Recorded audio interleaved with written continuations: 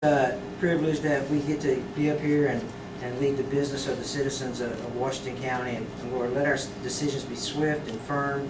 And Lord, let the discussions just be productive. And again, thank you for the men and women that are serving our nation and giving us the freedoms to enjoy this type of government. In your holy name we pray. Amen. Amen. Y'all would join me in the pledge. Allegiance to the flag of the United States of America and to the republic for which it stands, one nation, under God, indivisible, with liberty and justice for all. Just a quick reminder, if everyone would please silence their phones, because I'm going to do that right now. Well, we don't have it here. Okay, first item on the agenda today is going to be the parking variance request.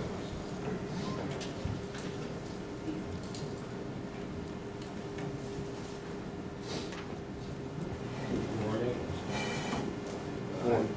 David Wood, I'm the new planner here, and I'll be discussing Can you turn it on? Yeah. the parking variance requests for the Dollar General in Carrieville. So the site is located at 4404 Old Spanish Trail or Highway 90 in Carrieville. The flume designation is general commercial, and the acreage of the site is 1.58 acres. So the aerial map just shows you a little more detail on the site. Highway 90 goes from the bottom left corner to the right there. Access is proposed off Aycock Street. And currently there's a mobile home located at the site, but that will be removed prior to construction. So based on the proposed site plan and the land development code, 36 standard parking spaces are required. The applicant has proposed 31 standard spaces. Also, per the land development code, the width of standard parking spaces is required to be 10 feet. The applicant has proposed 9-foot width for those spaces. So those are the two variances that are being requested. So a little more info on that. In regard to the reduction of total spaces from 36 to 31, that'll be sufficient for this development, and that is based on information taken from other Dollar Generals throughout the state. So even at peak times, in regard to cars that will be in the parking lot, that would be more than sufficient for this development. And in regard to the reduction of the width of these parking spaces from 10 feet to 9 feet, this is 9-foot width is standard in various communities locally. It's been deemed adequate to support vehicles of various sizes, and this has been confirmed by Cliff Donner as well. Some more background on the variance request. So the Planning Commission approved the minor development plan and recommended approval of both variances at the meeting on March 7th. The Town Council of Carrieville also made a motion recommending for the approval of these variances as well. So based on this information, the staff recommendation is for approval of both variances based on the contingency that recommended conditions are satisfied in the final development order. And as you can see, the two on the bottom have already been provided. So the only remaining recommended condition is the submittal of a no-rise certificate. And that's basically just verifying that the development will not increase flood heights. So once we get that, it should be complete. So with that, if there's any questions, I can answer them. Hey, that was at your planning commission, y'all made a recommendation to approve this. Do you have any personal concern or professional concern? No, not at all. I think it's think, the company has a lot of experience with this. They have lots and lots of stores in the state as well as the country, so I think they've done their homework, and I feel confident that it's all set. Anybody else have a question? No, nothing relevant to this, but I definitely want the planning commission, the 4 bicycle spaces, that just, man, that gripes me to no end. That just, we're giving it, we're trying to make room in the parking lot, but we're wasting spaces on bicycle spots. How do you identify a bicycle parking spot? Well, I believe it's just like rack. Okay. So If it takes up any room in the parking lot, that just drives me insane. It's kind of like our schools, where they go in and put them rails up there kind of on the edge of the sidewalk. Yeah. And allow them to be up there. Yeah, I think you understand the point. No, absolutely. We're crushed for space in this area, and our comp plan allows 4 bicycle parking spots. Man, we got to do I'd something. make a recommendation to put this on the consent. I don't know if we have to have another public meeting, but I'd make a recommendation to put this on the consent agenda. Mr. Chairman. Absolutely. Appreciate you. All right, thank you, Dan. And again, I appreciate y'all's efforts, the whole staff of the planning commission in getting this through in a very timely manner and becoming pro-business. It's what's the future of Washington County, pro-business. Thank you. Thank you, Dan. If I can just speak on kind of following along on your points. My name is Margaret Sanders, and I would like to echo your thoughts and your comments about pro-development. The planning department staff has been a pleasure to work with. They've been very supportive, helpful with information that we need, and I think it's good information to y'all, for y'all to know that exchange has gone smoothly. The county attorney had to assist us with the matter, and he was helpful. And I think that's good feedback for y'all to know, and I appreciate that. So if we need to get rid of the bicycle racks, just come back to us. I hope that's something I'll be completed sooner than later. All right. Next agenda item, Renee Roundtree.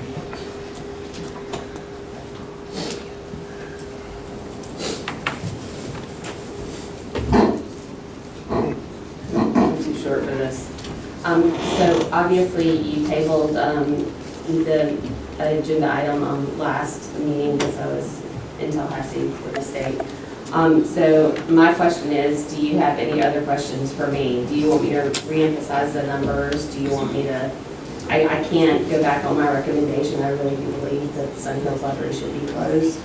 I have done some additional research, and in addition to the money that the library is paying, you're paying an additional almost $5,000 a year at the county level coming out of Parks and Rec. Renee, I understand the internet's back, the high-speed internet Yes. is up and going now. 4 people and 7 hours Yeah, but I in order to understand. get it back up. But if, that's something that's been down for how long? It was down for 2 weeks. We were able to jerry-rig something, and then it would be down again for 2 more weeks until we could get somebody out there. Because we thought that the AT&T person had squared us away, but he hadn't. Okay. Ms. Ramsey, what are the hours of this town? We're open all day on Wednesday. All day on Wednesday? We state that we close for lunch 12 to 1, simply because a staff member needs to be able to use the bathroom and maybe swing down to Dollar General and get lunch. But most of the time, that person usually eats a sandwich at their desk. You're there all day? They're all day. And what's your count as far as patients coming in on Wednesday? Right now, within the last year, our average was 59 a month. And then, and then right now we only have 52 active patrons in the system. So originally I told you we had 112 people on the books, and that's true. And so I dug deeper to see how many are currently. They've used their card within the last year, and that number is 52. What are the costs? Identify the cost. The cost is internet service, and the cost is the staff member out there. And originally, I had been told that part of the electric was being covered by me, but I got with Johnny to double check it, and it's not being covered by me, it's coming out of Parks and Recreation budget. And it's a lot more than I estimated per month. It's closer to $400 per month than $200 per month. Well, we rent that facility out also, Yes. which generates revenue.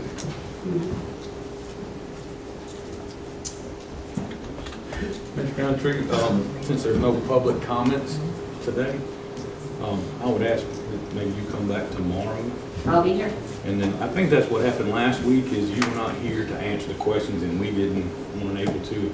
Just want you to be able to field some questions if some people come in and want to talk about it. And something else, I mean, I heard just a whisper of it in a kind of a small remark when we had a commission meeting down there at the Sunny Hills with the MSDU, was the very first that I've heard of. And I respect your opinion as a library director, but sometimes when we get the whole community involved, they can come up with some other options and opportunities. And I don't know what your summer program is like, if that's even offered. We did. We attempted to offer it. Actually, we gave up 2 years ago because we couldn't sustain it. We weren't seeing the people. We sent out 800 flyers within the 4083 Challenger Boulevard. I did census figures. I knew that there were a huge number of children under 18 in the household. It didn't fly, so we had to stop offering the service. I've asked my friends in the library group, do you have any ideas? They tried to reach out to people that they knew lived in the Sunny Hills community to become participants in the Friends of the Library group. We haven't gotten any really feedback. I've done everything that I can think of doing. I talked to patrons, for the better part of 3 or 4 months last year. I was the person that was working every Wednesday down there. Because I'm like, is there something that we could do? Is there something that we could offer that would, boost participation in this library location? I think what the commission's hoping that this is going to kind of wake them up, that this is going to go if something don't change, and maybe we'll have some good participation tomorrow, and throughout the community, the word gets around, hey, we'll utilize the service, or the county can't afford to continue the service. So maybe this is the wake-up call that they needed down there. What if we had volunteers to come in and keep it open longer? Do you think that might help?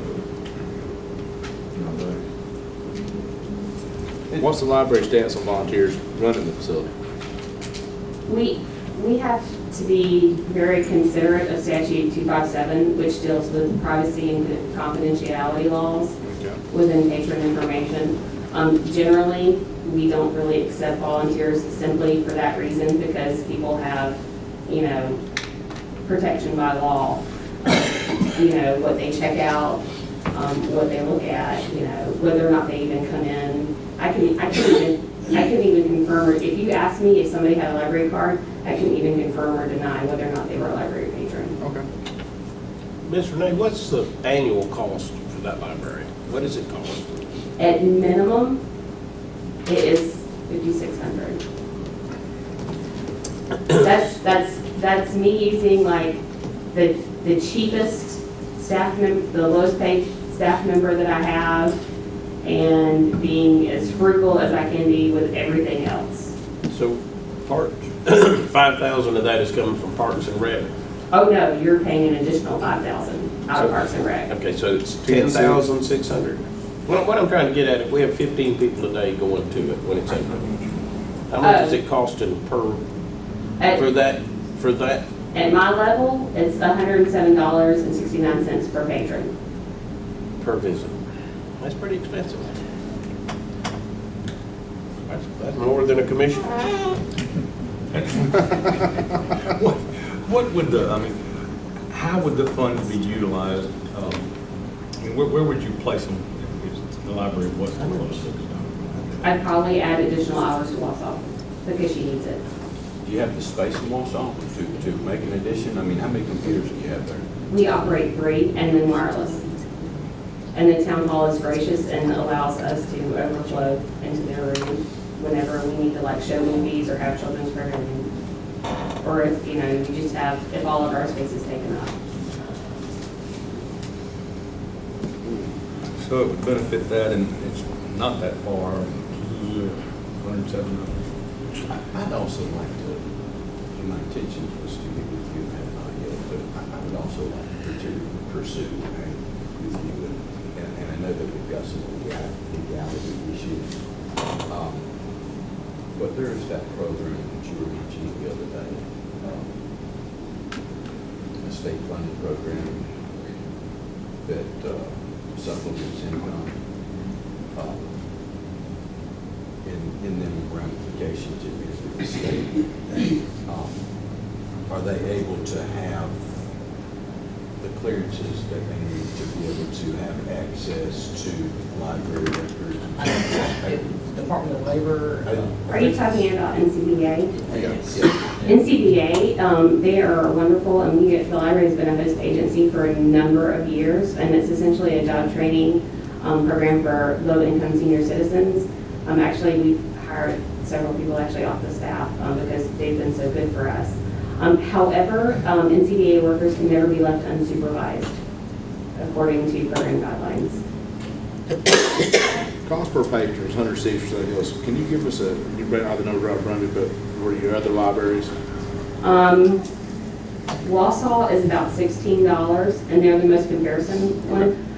The reason I say Wausau is 16 is because I have to factor in longevity for Susan Cook, who is technically my second in command because she's a branch manager and she's been with the system a really long time. Okay. I was just trying to have something in comparison to. Mr. Robinson, no further questions? Thank you, and if you'll just be here tomorrow, we'll see what comes up. Thank you very much. All right, Hank, you got the courthouse punch list? Yes, sir.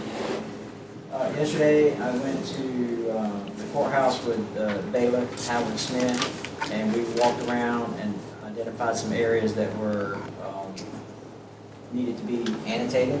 You have that list on your shared drive. So basically, and there's some loose ends that probably need to be tightened up here. There's a majority of the issues are drywall issues, some cracking in drywall, some thin paint, if you will, where some of the mud and some pink tint is coming through. But there are some issues that need to be taken care of that need to be addressed. Some of the handrails are not secured to the walls. No. It should be Where is this under, punch look list? under agenda items. Not county manager? No, it's under agenda Under items. agenda items current as of 21 March. And then it's a Word document. 47 of them. Yeah.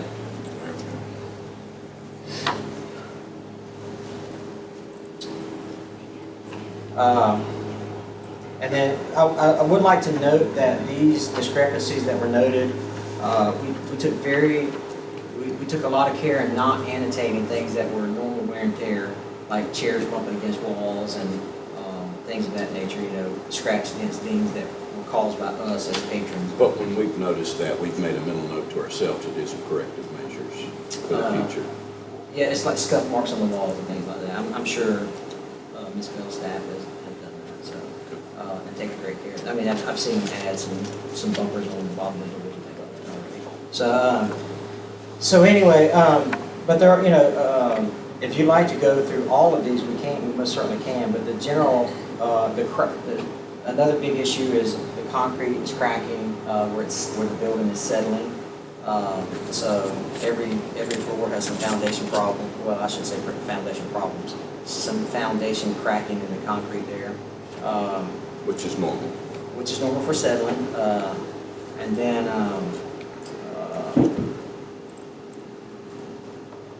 but I can definitely, Have we give these to our general contractor yet, or? My question is just, Derwin, do you or JRA have a punch list, or anything that y'all are working with? No, we haven't received most of it. Yeah, okay. But I mean, primarily what happened, we moved in on October 26th. We started a 3-year warranty period in January, where we decided if there's issues that occur in the next 3 years, it's something the construction method, the inside, will be really correct. Yeah, a lot of this stuff is caulk missing areas and, you know, thin paint and bubbling over the drywall, just different things like that. There's actually 47 separate items. Yeah, that's the first I've heard of. Well, they just did it yesterday, so. Yeah, I did this year. Last year. No, we'll definitely. If we get this to- Each item. I have complete confidence in you, Mr. White, that you'll take care of this. Excuse me? I say I have complete confidence that this will be taken care of. It ain't Yeah, never. we'll take care of that. And I'll be more than happy to walk with one of your reps to go over the list that we have. Yeah, absolutely. Yes, sir. I couldn't hear you, I'm sorry. Okay. Yeah, I think we just need to hand this over to them. Yeah. You'll And take care of then it. come back when it's completed. You also understood there's an issue with the elevator, but if y'all did directly contact the elevator. Yeah, We don't mind the system, we want to request if we need to. And that's something that myself and Mr. Hamlin talked about. We don't need to handle that. That needs to go through, you know, we just discussed this, call GAC, let them handle it, because they need to be aware of the situation too, especially if y'all are the ones responsible for 3-year warranty and everything. Yeah, and what typically happens is they're installing more elevators for more projects, so we can get their attention pretty quick. Hopefully, you've been good service. they've been responsive, yes, sir. But, you know, we don't want the service, we want to fix the problem. If there's an issue, we want to make sure it's addressed. We don't mind assisting all the time. Darwin, do you think that maybe this afternoon you'll have time to do a walkthrough with Hank? Sure.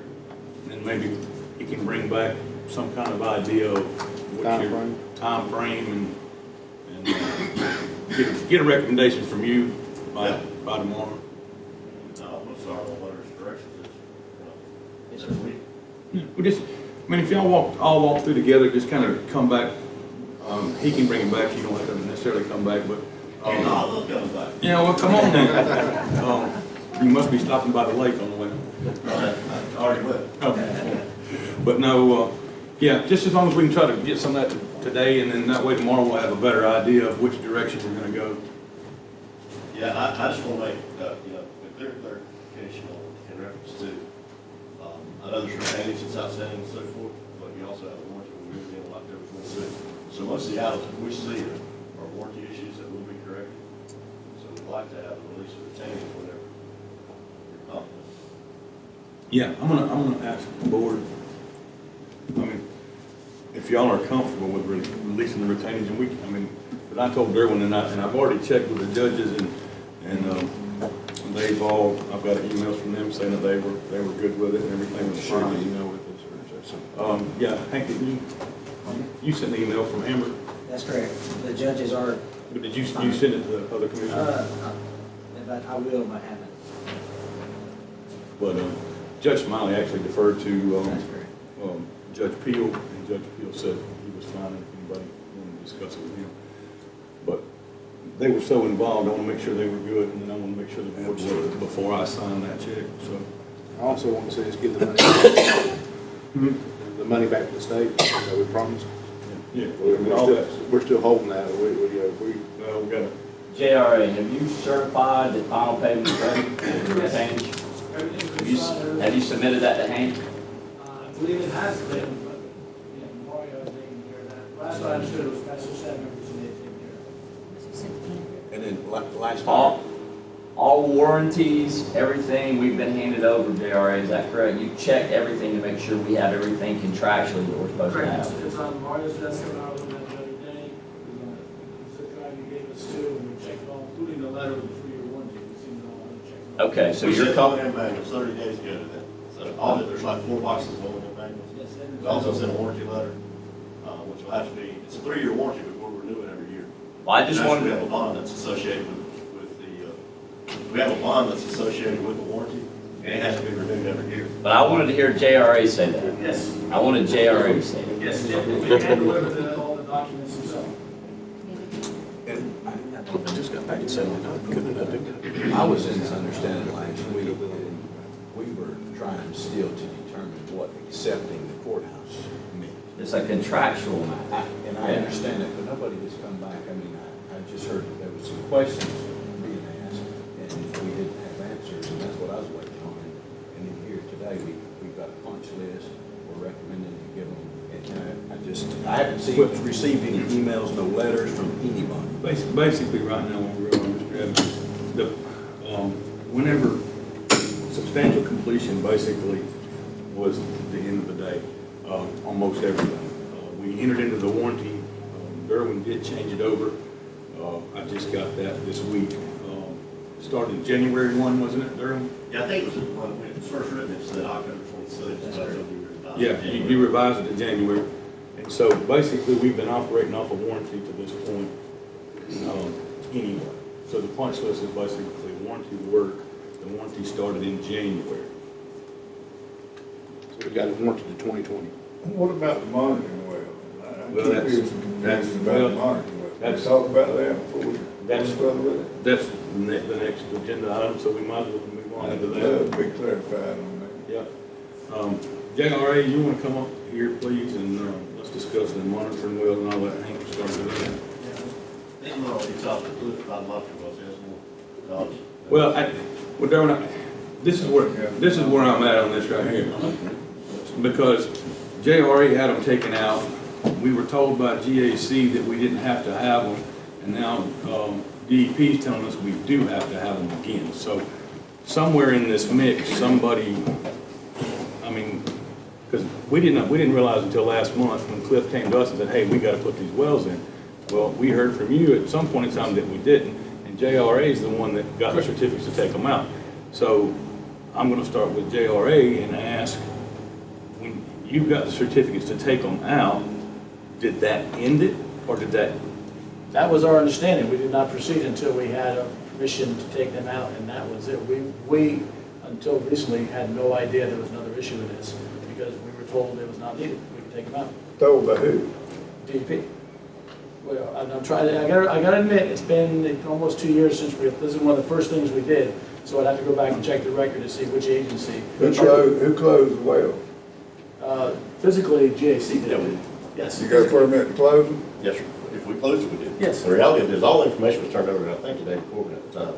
And that's where we were actually in a meeting, and David Corbin brought it up again. And that's where this conversation stimulated, going from memory. But from our perspective, if the JRA tells us that they've dealt with the DEP, and the DEP says we don't have to put wells in the best position to take, Do we have a paper trail of that? Yes, we do. Signatures? So, we haven't gone through, I said it's 2 years old, but believe me, as the architect, I mean, I was the architect of record on this project, Jim was here too, and I signed and sealed these documents. I would never just assume you can take something out of that importance. We had extensive conversations with the civil engineer, Joe Carroll, and we proceeded once we had written approval.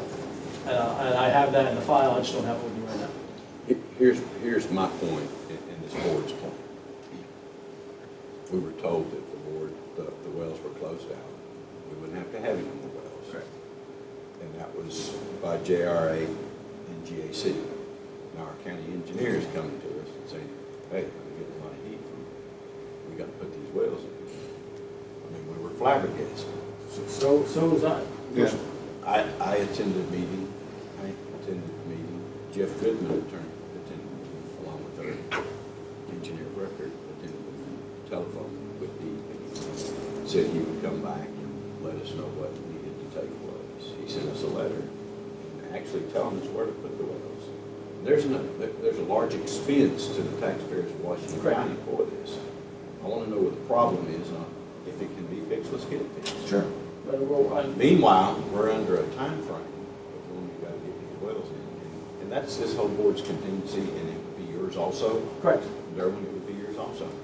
This is a monitoring, an additional expense. It's expensive. Sure. It's annual And we expense. were told it was done. There was tons of dirt dug out of there. It was supposed to have been cleared. I mean, I could go on and on and on, but every meeting that I attended for the courthouse committee meeting, that was a done deal. That was our understanding too, that's why it just came out of nowhere. So, I mean, like I said, we would never proceed without a paper trail, it's 2 years old now, I'll go through the file, we keep files for a reason. We sure need it, and the guy that tested it, and I understood it, cleared it. I won't even get into that. But he's went with another company that's supposedly involved in this now, monitoring. I don't know, Cliff, you know what I'm talking about. Yeah, so the letter that Alex Webster sent to the county basically was requiring you guys to reinstall 2 of the 3 wells that were existing, that were abandoned and removed. So I don't think there's been any question about whether they got proper permits to abandon the well. They would have done that through Water Management District to abandon the wells. I don't think that was the issue. The issue, according to Alex Webster, was there was some additional monitoring that needed to be done on those One test. on those wells before they could be removed. And so that's what our discussion was with Alex Webster. And so we pleaded our case to him and said, hey, we understand you guys have rules. We understand there's things you got to live by as the Department of Environmental Protection. But is there any room to wiggle on this where you can, you know, we did 2 of the 3 tests that you required. Can you let us slide on this 3rd one so that we don't have to drill through our brand new parking lot to put wells in? Alex agreed to do some homework on it and came back to us probably 4 days later, maybe 5 days later. Said, look, I've researched this extensively with my whole department. The answer is you do have to put in 2 new wells. That was the final answer. Now, why didn't we wait till the final test if that was the case? Yeah, exactly. I mean, if it was contingent, this permit's contingent, but you gotta have that final monitoring, then you can do away with the wells, and then somebody didn't, is that what? Yeah, I have no idea on that part. I wasn't involved in any of that. That was just, the way Alex explained it to us was that there was another round of testing that needed to be done on the wells, is what Alex Webster with DEP explained. How much does it cost to do? $10,000. Here's the deal. Here's where I'm at. I don't know anything about the wells with the grant of the architect, with the exception of the fact that we conveyed to you exactly what was conveyed to us. But we'll go put the wells in. Is that fair enough? What's next? It's an annual cost and monitor as well. Yeah, hey, listen. I don't here's think the that's deal. fair I'm for not you. charging No, you. I don't think it's fair for you to go. I think it goes back to JRA. It just goes back to finding, supposedly there's a letter of closure on this. That's what we need. Yeah. We just need to be able to take that letter back to DEP and say, okay, here's where you told us we didn't need the wells. It's, I think where I'm at though is you're saying, well, we said it, but if we said it was conveyed through an architect, we didn't handle any of the well closure. Yeah. But what we're on the same page. If we're talking about $2 or $10,000, I mean, in the big scheme of things, we're not gonna leave you with anything relative to an extra expense to the taxpayers of Washington County. We'll put the wells in and then you can take it from there. Well, I'm not saying that you're at fault, I'm saying that there's a mistake somewhere. Sure. We need to try to find out what the facts are here. If DEP approved those wells to be closed, Yes, sir. they should have the paperwork backing up they want to put back in. And what are we monitoring? Where did the dirt, what happened to the dirt? It was actually monitored by a private company. It wasn't monitored by us. Was it, the dirt that was removed, was it contaminated? I don't recall. I don't recall the cert. I wonder what we're monitoring.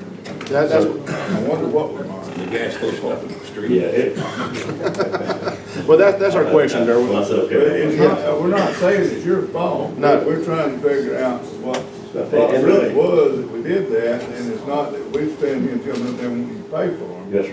We just need to go back and find out that JRA discover what they need to discover to figure out what we're at. Can JRA have that paperwork here by tomorrow?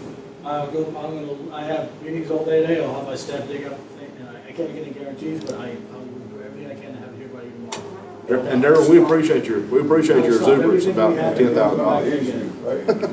But no, it's not that issue. We want JRA to produce the documents Sure. and find out why the time frame wasn't met. Ultimately, in the day, it's JRA. They give you the orders to proceed to where they need to proceed. We did, but it's a team effort. I mean, We completely understand the team effort, and we appreciate the offer to pay.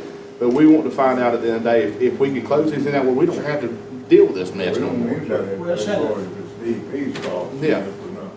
well, I can tell you this, just from my perspective, it's surely not your responsibility. If we built the building and there's confusion on closing out something, then naturally we're part of it and we're willing to pay for it. Well, That's the only message I want to deliver. Well, we're still a part of it too, though. Yes. So, you Yeah. know, it's all team effort And here. like I said, we appreciate it. We'll do everything we can, we'll go through our files, and we'll have, what time, is there a meeting tomorrow? that you're- 9 a.m. 9 a.m. meeting tomorrow, okay. Is All right. there a contact, is there any point of contact? Okay. Cliff, you've been contacted by Alex Webster with DEP. Was Yes, sir. Alex Webster in that position whenever we closed the wells out? Yes, sir, he's been there for years and years, he's the head guy. Yeah, he's been there a long time. Yes, sir. So At least 20 years that I know of. he should have record of any correspondence regarding the wells. I would think so. I mean, if anything came from DEP, I would imagine DEP has record of it. We should have a record of it, and the civil engineer record should have a record of it too. There should be two, we should have two different files. The burden of proof's upon JRA and us, you know, I mean, it ain't upon DEP. Well, Sure they. It should be upon them too. I mean, they should have records. Yes. Well, And if that fellow's been in that position, we were always of the understanding that the wells were closed for Right. good. Then at some point, Wasn't that y'all's understanding also that Yes. they were closed and done? Darwin, I know you felt the same thing. I mean, we had some small conversations. Yeah, the message that was delivered to us was, hey, move forward, everything's fine. This took us by complete surprise. All we had to do was monitor some of the material that was extracted from the site. There's a potential for fumes and gas, but with the exception of that, yeah. That was our understanding. But there also was, but in all fairness, I don't want anyone to be confused. I remember David Corbett sitting right here and bringing up something about some wells, and basically saying that he felt very uncomfortable with the situation because he did not have documentation to support that new wells didn't need to be put in. So I did too. I don't know whether he received a letter or a phone call, but none of us do. I remember that same meeting. He said, But it kept coming back from you and JRA that, no, it's all good, so. yeah. I mean, however it pans out, if you just give us that information tomorrow, we'll know which direction to proceed. Anything else? guys, we appreciate you. We got this one. Thank y'all. All right, I guess I'm next. In going through some bills, I noticed that, the water bill at the jail was the one that I had from last month, was $1,900. And I thought that was a little bit high, when the courthouse is only about $500. And then I got looking, and some months it's as much as $5,000. So I got with Sheriff Cruz, and he came back with an idea of possibly us doing an audit on the fixtures out there and see how much water. He was going to try to take some steps to see what he could do procedure-wise. But he said they have an old dishwasher. The toilets are not up to date as far as the amount of water that they use. They're probably well over the gallon. The showers, I think they're okay. The push button type, and so they only stay on for a short period of time. But I was going to see if the board was interested in getting somebody out there to kind of figure out if there was a way that we could get that bill down, because it seemed awful.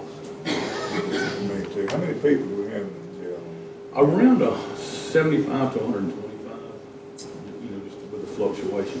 And I understand it's a 24-hour deal and that kind of and thing. they cook meals and stuff. And they cook meals. 3 of them Right. a day, But- washing dishes. But at the same time, you're right, if you've got that number of inmates in there, showering, washing clothes, cooking, dishwashers, if we've got some outdated equipment and we get this done, and we find out the toilets, we could save X number of gallons, a month. I'm sorry, y'all didn't mean to interrupt you. But X number of gallons a month, and we can justify the cost of changing out the Surely they have a water-only meter too for outside use. If they don't, that's something we definitely need to. well, look at that's, again. I was gonna bring that up. When you have, like, go washing cars, they wash all the sheriff's cars and all like that, that needs to be metered differently than water coming into a building that's charged for sewer. So, that can save a lot of gallons in itself. They have a car wash facility, an actual, it's just. Up on that concrete. They just wash them away. I talked with Sheriff Haddock, and I talked to Sheriff Cruz, and neither one of them were aware, because they're not privy to the bills. They don't come into them quite like that for whatever reason, and I don't know their bill process by any means. I just thought it was just high, and I mean, if there's a way we could figure out how to trim some of that, because over a year's period of time, the water's higher than the gas. That's what, that's what gets you. And so he just, he felt that that would be something that he would like to see us try to do. Can the city put a monitor on it? They check the leaks, the monitor. I think he's met with them, and I think he had There's a great relationship there. Yeah, he had a group of people together, and they did their due diligence. That's just what they came back with as their recommendation. My first suggestion is to check in to make sure they do have a water-only service for the outside uses of the They're building. not paying sewage. And they're not paying, sewage is about 2/3 of your bill, of the water, the cost, about 2/3 expense versus the water. Rich, is that bill, it's broken up into two sections, and I think it is.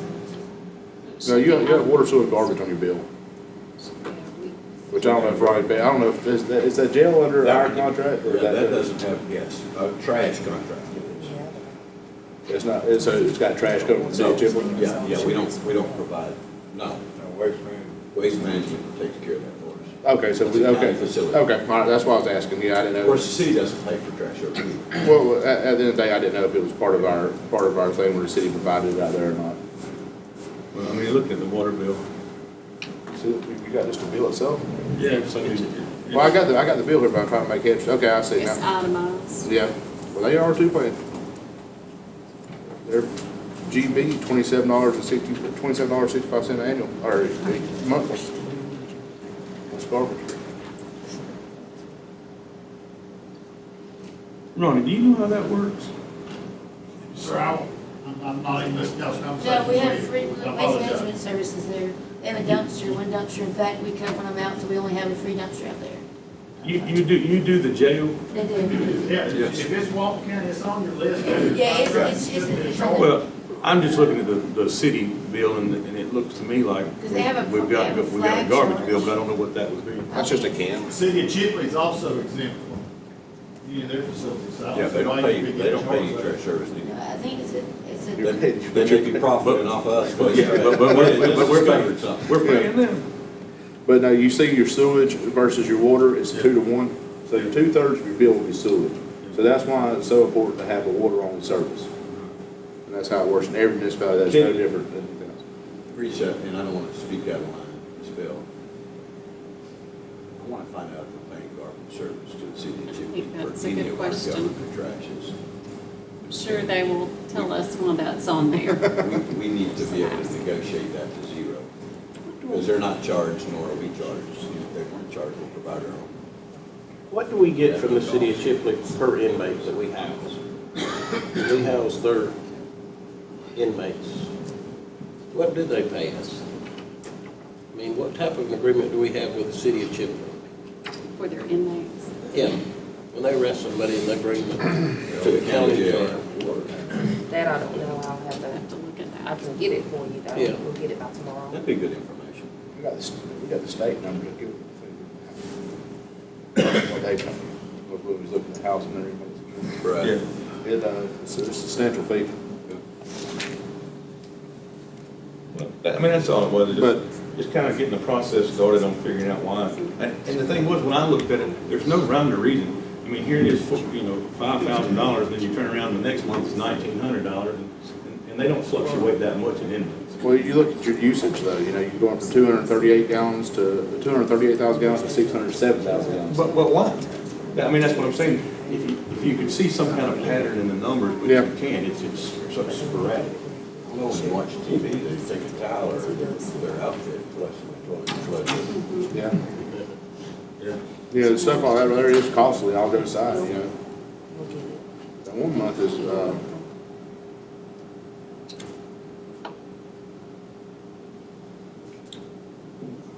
That was a What good is your- catch anyways. What is the recommendation to check it? I mean, what do you, is there somebody that can go There's into a jail system and? There's a company, well, they can go in anywhere and just kind of like we did the energy audit. But that's a different, I know this is different equipment, different. I know, but a plumbing company or, It's gotta be somebody that's certified, so. should have like a company like Mullen or something like that, you come in and give you You have Well, special fixtures. When's our that contract places like that? They got out of here. I could add. a, you start asking for money, then they don't stick around for that. He's looking at toilets, showers, Yeah. dishwashers. Things, and see, and it could be like something that they said, you know, that, You know, do they have a 2-gallon flush in the prison system that's safe enough for an inmate that we also use in the house? You know what I'm saying? Right. There's special equipment, especially for, and a regular company is not, unless they specialize in it's not special equipment, it's just standard equipment. special, okay. Commercial, some sort of commercial. And it's got to be approved for inmate usage. They look just like they do in the courthouse. You know, I'm not working in prison. Okay. You know what I mean? I know that. And so, I mean, it's just direct mount with just little flush handles. I mean, they don't have a bowl and they just have a commercial toilet. This bill here really makes sense to me. But, How much of them are for? That was just, I mean, you know, that was the sheriff's recommendation. He asked me if we could possibly look into that as a starting point. But it could be, I mean, it could be something as simple as, and that's not simple, is the dishwasher. It's so old. And We're still under contract with Train. See, I mean, I can get, how about, I mean, if it's okay with the board, we'll just get Hank to go and find out if there's companies that will go in and do and we may even, that we're under contract with Train, you see what it costs us to add. What about our building department, Mr. Pettis? Have you seen him out there to do kind of preliminary thing, to see what he thinks? He might go out there and find out exactly See how much. something that, Building official. yeah, and the building official or the administrator, go out there with him, and they look around and make an evaluation of it, and then we need to hire somebody to come in and do it. To me, it'd be a simple, should be a simple walkthrough and you know. Well, things like like Mr. Bush said, the outside water, you know, to wash cars, that needs to be on a separate meter anyway. I'm on, well, Should be running through the sewer. I can't speak for the sheriff, but I want to say that they did, they went out there and they looked it up. But I mean, he was gonna try to be here if he could, but. There should be some stuff that's pretty obvious, you know. Well, there probably is for it to be like that. There's something that's happening right there. And there might be some procedural things that the sheriff himself can do as far as I mean, you may have a dealing with valve inmates. that's not shutting off on something, and the valve staying open for 24 hours. That's kind of, As of the second month, they don't have a separate account. Because your sewer, you're paying the same thing for your sewer as you pay, you know what I mean? So at this moment, they don't have that. And I believe that you'll see a tremendous cost savings on that alone.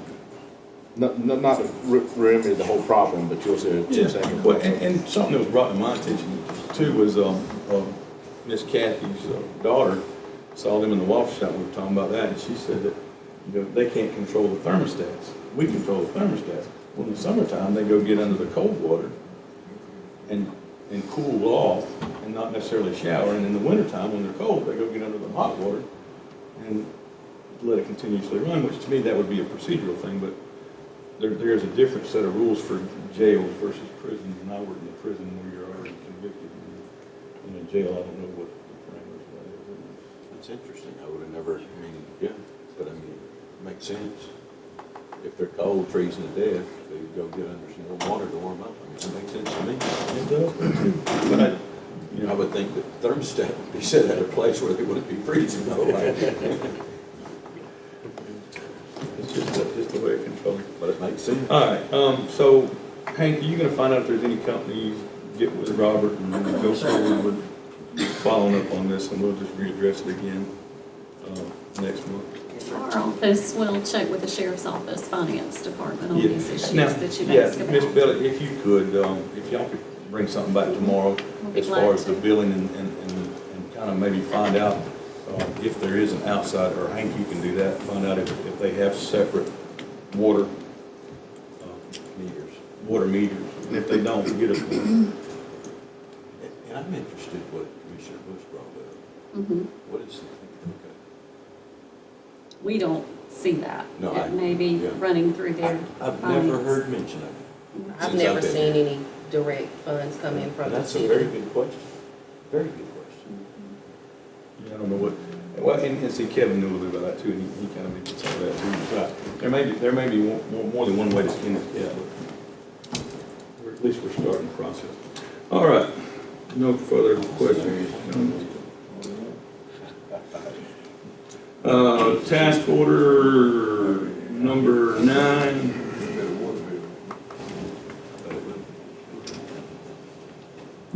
They're charging us for garbage service and we want them.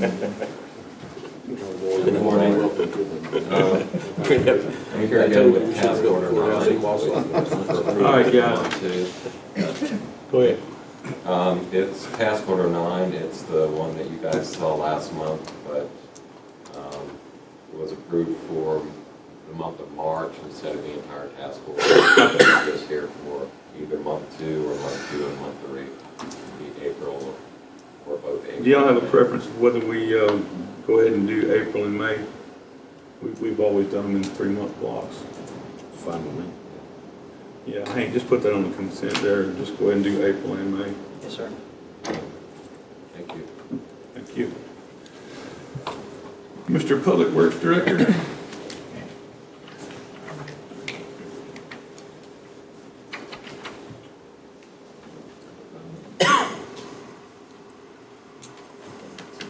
Good morning. Good morning. I got a couple things for today. I just want to kind of update the commission on the Kent Road project, going ahead and trying to get the right-of-way, et cetera, that was discussed before. During that process, and we've been asked to include local firms to work on some of these projects as we move forward. So we went out and reached out to Southeastern Surveying, talked to Cliff, so on the Kent Road, the way it's going to proceed going forward, try and get the right-of-way before the actual year of funding is Southeastern Survey will do the survey for $21,000. Cliff will work doing the other work, the layout and everything else, and then we'll go forward from there. Just wanted to let you know the Southeastern Survey is going to be involved. Our next step now is to get a letter to FDOT to go ahead and get permission to expend funds prior to the funding year, which is a formality. We'll have to put it up, but it does allow us to get reimbursed during the funding. And that's the next step. And we'll get on that right away then. Yes, sir. Cool. Thank you. Okay. The surveying that Southeastern's doing, that includes the wetland delineation? Yes, it does. Everything? Yes, everything. We kind of worked it out. I had Cliff listen over the whole scope. Significant trees, all of it? Right, significant trees, all that. Yes. Next thing is as part of South Boulevard sidewalk project that's coming up, it's also going to include a new school zone in front of the school, and it's all wrapped up in that same project now. As part of that, during the meeting, the school board had asked, and kind of noticed that the speed limit on South Boulevard, as you go from 77 west to 277, goes from 35 to 45. It happens to be 45 in front of the school. With that in mind, it's easier, and they would like to see the entire, or the length of South Boulevard past the school, through the school zone area, reduced to 35 as well. That's the request from the school board. I talked to Cliff again, no problem with doing that, it's just a matter of moving the signs to about 250 feet past the school. But on the other hand, that's the request. But at the end of the day, when we move the signs, that only leaves 0.6 of a mile at 45 on the whole road. So I'm sort of presenting two different things. Either we move it 35 past the school, so that from 77 to 250 feet past the school zone is 35, leave the rest 45, or just go ahead and make all of South Boulevard 35 miles per hour. You have a lot of residents, you've got Traywick Construction. I mean, there's really no reason for anybody to be running over 35 on the road. Well, now, though, from Kirkland on out to 277, there's a lot of people that come off of Griffin, or they'll come off of 90, and then they'll hit South Boulevard and cut over to 277. That's totally separate from the school deal. I mean, they're coming and going. But there's a lot of houses in there, and I mean, you've got trailer construction coming in and out with that heavy equipment and stuff. I mean, why would you need to drive 45? Chairman King? I drive it every day, and I just don't like the way it is. So let's just fix the speed limit for you. Yeah, what would you prefer to be, Chairman? I was just thinking about how many speeding tickets I might get, because I'm used to being 45 to a point. Well, wouldn't that be a story to itself? Yeah, I think we ought to reduce it to 35. Yeah, I do too. I want to see Kent writing some tickets. What you got to say now? Cliff's raising his hand. We know what he got. Yeah. I'll get you sometime he's late. Yeah, he'll be on time. He'll never be on time to love me. We'll reduce the speed limit in Washington County. Well, I want a stop sign over here at the corner where you can cross the street. Crossing guard? When school's in, you can't get across. So if we'll make South Boulevard 65, I promise to be here to all my meetings. The 35 through the school zone is a no-brainer. That's an easy one to deal with. I don't have to have a speed study or anything else to be able to do that. And that's why I told Mr. Tom that moving the sign is not a big deal on that. Really, to reduce it from 45 to 35 on the rest of South Boulevard, to do it right would require a speed study. And, you know, typically you try to set the speed limit at the 85th percentile of what traffic is, the majority of traffic is running on the road. You know, I don't know if you guys want to do that or not want to do that. I think you could probably make some arguments that there are some residential areas down there. Your speed study is probably going to show that the average speed is probably 55 or 60. Yeah. And so sometimes doing the speed study is kind of a waste of time too. And so if it's going to be a cost to the county, we'll just do it, whatever, in my opinion, that's whatever the best way that you see fit, the cheapest route. Well, see, I knew that. That's why I was off for the other one. You didn't make that. There are some, DOT's done some recent traffic counts on some paved roads. I can see if this is one of them. And we can take a look at the traffic counts that we have on the road to see if that would help us make some more sense about what kind of speed limit we should think about. See if Orange Hill is on that also. I mean, Okay. that's really been a contingency. You go around that corner on out on Orange Hill. Yeah. The speed limit or the amount of traffic? Speed limit. Yeah. So, we can go ahead, Mr. Attorney, Do the school. and go ahead and do the school. Okay. And then we'll look into, the other. I can try to pull some traffic information for your meeting tomorrow, if you'd like. I mean, 35 down the whole thing is cool to me, but, you know, if it's gonna cost a lot of money, I don't think it's a big. Well, that sign's going to slow everybody down. We'll drive with the drive anyway. All right, so for now, we're good with 35? Yes, sir. Okay, We can put that on the consent agenda. okay.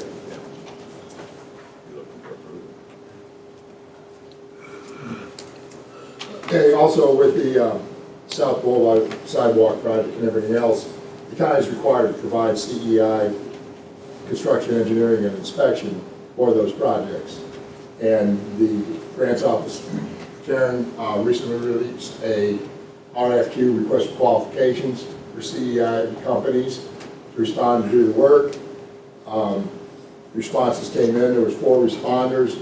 The committee was formed of the county employees, Karen Shaw, myself, and Hank Hamilton, and ranked the 4 companies with David H. Melvin, the consulting engineers being the #1 company. We're looking for tomorrow for a permission to go ahead. Actually, what we're doing now is to accept the #1 ranking by the committee and look for permission, and that #1 ranking is contingent upon negotiations, right, with the company for. They're the ones that done the sidewalk on South Boulevard on the other side also. I'm certain of that. Worked real close with them. They found some drains that we had that nobody knew about, and they were very, very good to work with. My recommendation would be to move forward. Okay, then that'll be on the consent agenda for tomorrow. Okay. And then the last thing, which was not on the agenda, but I gotta bring to the commission because it exceeds our purchasing threshold, and it's a good thing and not so good at the same time. I was here 2 months ago with one of our trucks, had to go in for a $14,000 repair for training. And thanks to getting pointed in a different direction, after we managed to get that repair reduced to $11,000. Then, thanks to Commissioner Jordan. But anyhow, my point being is, at that time, we went ahead and brought all the 13 remaining dump trucks into the shop for a very thorough, complete inspection of many other parts of the truck, not just the trunnions. At that time, we found 3 trucks with problems. We were able to resolve 2 of the truck problems before they became real problems for about $2,000 apiece. However, one of the trucks has the same problems as the other one, and that truck's going to require $11,332 worth of repairs in order, and we'll have to send it up to Dothan to have it done. It exceeds our, like I said, exceeds our. The same company doing that did the last one? Yes, Man Automotive. They used to have a different name. Were we happy with the service that they? Oh, yeah, and actually, since then, we've spent a great deal of time with them. This time, we didn't have to drive the truck up there to get an estimate. They came down with their equipment to do the estimate here. What would your recommendation be?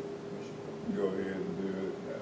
And what measures, Tom, are we taking now to prevent this in the future? Okay, well, starting, first we brought all the dump trucks in. We actually developed a new, higher level, very clear maintenance program based upon what a couple other large fleets use for theirs.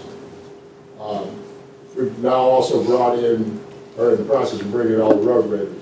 Once all the road graders are in at a very higher level, in which they're coming through much better, then we'll bring in the backhoe, the excavators, and the rest of the equipment. But going forward, we have a much better maintenance defined exactly what program than what we did before. It's not a perfect maintenance program, it's not computerized or anything else, but it's much better and much more defined and a much higher level of looking at things, wheels off inspection process. Well, with our GPS system that we have, if it's sufficient, it should be pretty easy to keep up with its maintenance with GPS. As far as the onboard computers giving us information, some of the dump trucks are hooked up that way, but not all the equipment. Is that something that you're interested in looking at moving? Yeah, it depends on the piece of equipment and whether the onboard computer is proprietary equipment for the manufacturer or not. But we're looking at it. Absolutely. I know we have some of it, and we'll do that. So we're gonna put that on the consent agenda, that maintenance bill? And unless y'all want to talk about anything else, that's, You know, just to reiterate on what Steve said, it behoove the county, if we already paying for the service to every vehicle to be on the GPS just for the maintenance portion of it. We got a service, a great service that we're not utilizing. Everybody thinks it's for tracking, but there's so many more utilizations for that program than what we're utilizing it for. You know, safety, it's just a.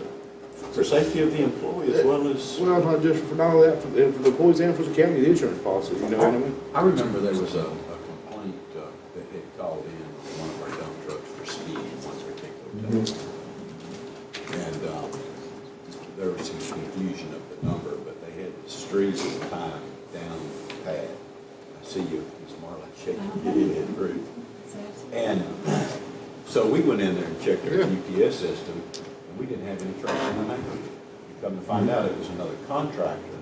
So for the dump truck driver that they were accusing was not guilty because he wasn't even in the neighborhood. We had it on GPS. So you don't know whether somebody's got it out for one of our dump truck drivers, particular person, or what, but it's for the clearance and safety of them as well as knowing where they're at. I'd like to see, Hank, if you could put some numbers together for us for getting the units on everything that we don't have them on already. Every unit? Yeah. Okay. We just recently, as far as public works go, because they went on the newer units that were purchased a year or two ago or whatever. So now in public works, all the graders, all the dump trucks, the backhoes and the excavators and the mowers all now have GPS on. Okay. That was in the last, actually, I think the last piece went on last week. or this week. Well, just see what units we don't have units or not necessarily public works, but the entire county fleet, and see what it costs us to put them on there, just for maintenance and security purposes. Pickup trucks and everything? Everything. What's the frequency that y'all monitor that? I know at one time that was done randomly, you just pick We one. randomly, for operator performance, we randomly pull one once every week. Or, no, each supervisor pulls once a week, so we pull 2 times, or 2 units a week. And people that have access to that system are you, Hank, and the 2 supervisors? Johnny, Danny, Debbie, and that's all that I know. What do we look for on that? If we're looking for operator performance, we look for idle time, downtime, startup time in the morning, shutdown time in the afternoon, long time, break times, how fast you're moving through the neighborhoods, because there can be confusion as to whether you're pulling ditches, or on the graders, for example, pulling ditches, doing this and doing that. And then also, we do get calls about speed limits on vehicles, or nobody's been on my road in a month. Yeah. Which we also have our own records from the drivers and everything else, which we often have to take the records from the drivers compared to the records from the GPS, just to kind of tell the story. Make sure they go to Circle H each morning. They aren't going to Tom Thumb. Probably Steve. Not anymore. The system also allows you to set up alerts. It will automatically alert you. If you go over a certain speed limit or Yeah, that. and there could be other features that Well, alert even you on the as well. service, it can alert you when it needs to be serviced. It Yeah, can do all that, and honestly, we need to put it on every vehicle we got. That's what, yeah, I'm hoping Hank can come back with numbers And for then, us. then we got it, as far as service and dates. Take the human error out of the equation. Well, some of these vehicles will actually tell you, hey, bonk, bonk, bonk, bonk, Right. time to change oil. Yeah. Of course, I don't know if Ford offers that. Well, the thing is My Ford does. if we could continue, if we can eliminate these $11,332 problems by having a unit that we already paid for to alert us on maintenance schedules, then hey, it's a cost savings. Since the last 3 months, been well over $20,000. Yeah. Yeah, so we need to definitely utilize the products we got, and Tom, like I said, you're doing a great job down at Public Works, but let's just utilize what we already have in place and let it help us in what we can. No problem. We'll reach out and find out which pieces of our equipment are compatible and what it'll cost to hook those up to do it. By the way, and then we could also get pricing for the rest of the fleet. Yeah. But we got them on all dump trucks, graders, and backhoes at this time, correct? Mowers, the And mowers. two battery mowers and the 2 extra.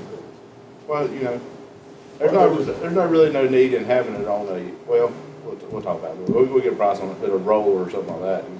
Oh, it's actually on the roller too. Never mind. We already got GPS. I know that get you wore out. Why we've got, Tom, Mr. Terrell up here, I want to address something, the mowing machines are getting some age on them. Yes, sir. And they have been, before they had. The mow trims are new. The mow mowers, not the batwing mowers. The tractor, we got 2 tractors for batwing mowers. It's got some age on them, and that probably needs to be evaluated if we're going to continue to mow roads. We probably need to look at those. First to get into mowing season. See if it's feasible to change those out. And what? It may be feasible to go ahead and rotate those out while there's still some value, because we found out that some of the used equipment has pretty good value to it when it's running. And when it's not running, they don't have much value to it. And what is it costing us to do that type of mowing? Costing us to do that type of mowing compared to, or just us there to do it is 2 full-time salaries plus the cost of the equipment. Fuel, yeah. Maintenance, new truck. I wonder what it would cost us in Contract with that. yeah. That may be something we might need to look at. Well, we have looked at it. We looked at it with, Mr. Gary Friends, and we're just waiting on, we gave him the amount of roads, the amount of miles, the Shoulder widths. the shoulder widths and things like that, and they're compiling numbers, and we're just waiting for them to come back to us. Who is doing that, Hal? Mr. Harry Friends, from the Goodwill, Respect, I'm sorry. Yeah, the Goodwill, they do Goodwill, Goodwill's mowing for Jackson County, they do in-town mowing for DOT. Holmes County a little bit, I think, but they're, or no, DOT over there. But they're the ones you see it out there right now mowing 277, 77. They're funded by the state contract. Yeah, I mean, it's a good program.